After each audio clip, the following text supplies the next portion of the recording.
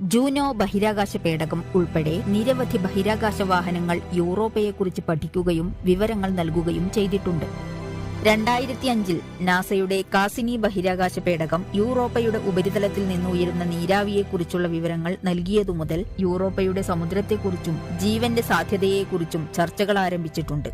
1995 മുതൽ 2003 വരെ വ്യാഴത്തെയും യൂറോപ്പ ഉൾപ്പെടെയുള്ള ഉപഗ്രഹങ്ങളെയും കുറിച്ച് പഠിച്ച ഒരു ബഹിരാകാശ പേടകമാണ് ഗലീലിയോ.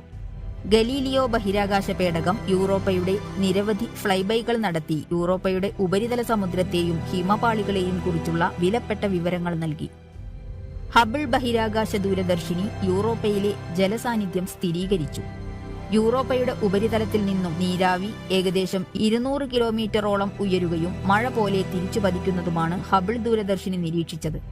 യൂറോപ്പയിലെ സമുദ്രത്തിൽ ഭൂമിയിലെ സമുദ്രങ്ങളെക്കാൾ ഇരട്ടി ജലമുണ്ടെന്ന് കണക്കാക്കപ്പെടുന്നു.